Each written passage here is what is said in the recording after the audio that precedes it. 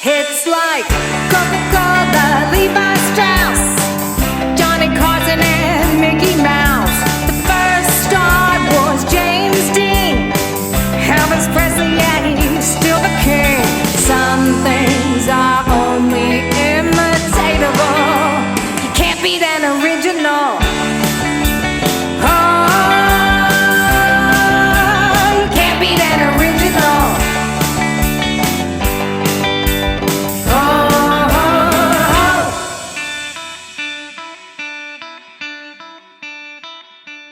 I'm Guentner of Phoenix Sisters Cosplay and the Back of the Cereal Box Network, and I am here with comics legend Bob Hall. Hello, everybody, and I'm drawing, so I'm not looking up and I'm being rude. I'm not going to look at you. I'm just going to look at my drawing of Spider-Man that I have to do here, but I got to get it finished. So that is not rude. Bob is working, and he is kind enough to let us sit in while he's making some magic.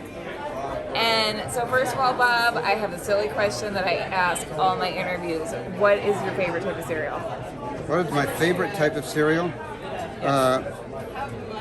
Steel-cut oatmeal. Nice. Very healthy. Yes.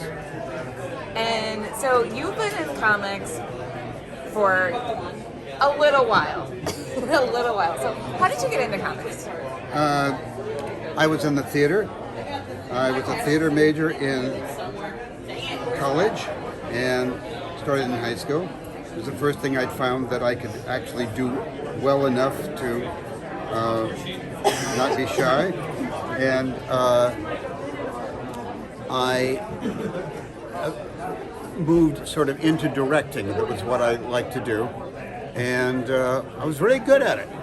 And but I'd always drawn, put myself through school doing posters for the theater department.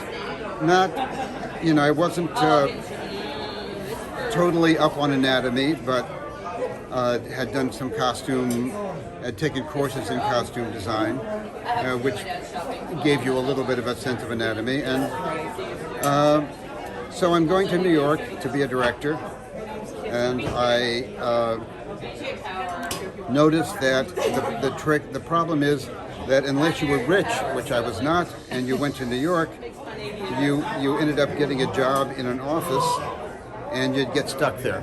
And I figured I needed something that I could do on my own that was a marketable skill.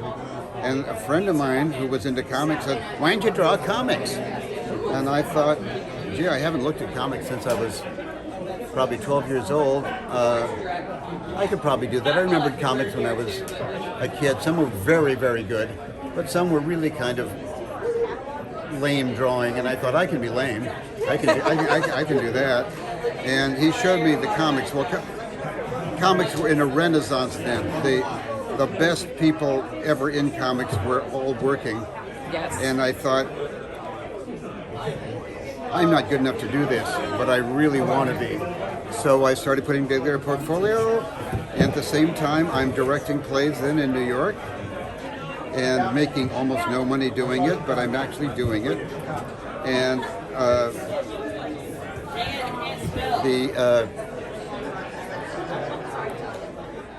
luck would have it, John Buscema, the great John Buscema, who did Conan and the Silver Surfer and Fantastic Four and the Avengers and everything else, was teaching a class which eventually became How to Draw Comics the Marvel Way, a book that's still in print by him and Stan Lee. And he had decided that he had to teach in order to write that book. And so he advertised in the back of Marvel Comics a little ad saying, "Show up with a portfolio at this time." I showed up at the portfolio, got into class. At the end of the class, John got me a job at Marvel. Wow. So that's how I got into it. Next question. Next question. And so over the years, obviously, you've drawn a lot of characters, been involved in a lot of stories. Do you have a favorite character of all the characters that you've been? Yep, one that people haven't heard of. I'll tell you two different versions. The one not enough people have heard of is, unless you were a Valiant fan, with Shadow Man, which was the first character that I got to. I'm looking around to see, do I have a Shadow Man poster? You don't have anything on the table. Oh, no, yeah, you do. Way at the end. Yeah, so he'll show you the Shadow Man. When he was sitting in New Orleans, Jim Shooter, who had run Marvel forever, then had gone over to Valiant to start a new company, and I said, got any work for me? And he said, we want you to write, because I had been writing in the theater. I had had a version of Dracula that ran off Broadway for a couple of years. And so he had seen that and said, you can write, why aren't you writing comics?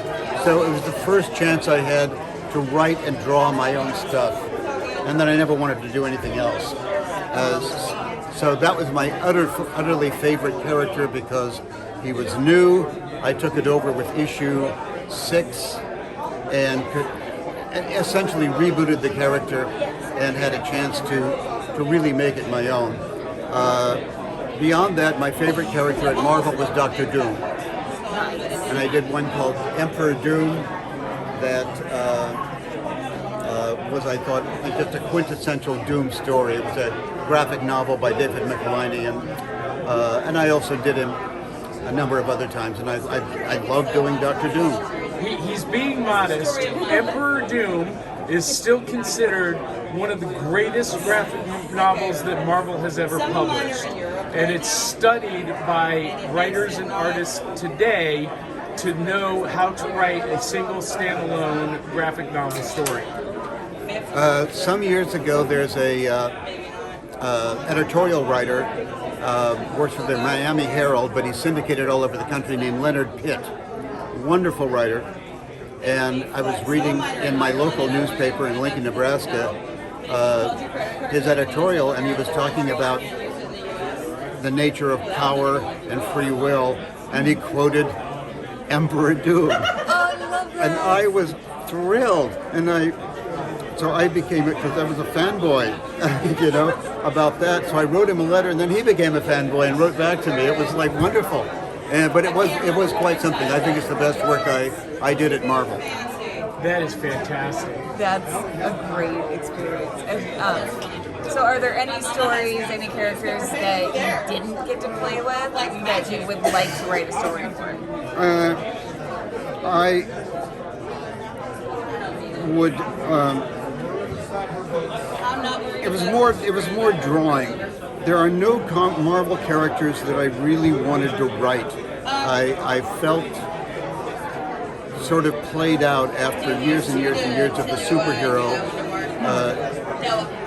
And you can see it in the Marvel movies. There are certain tropes about superheroes.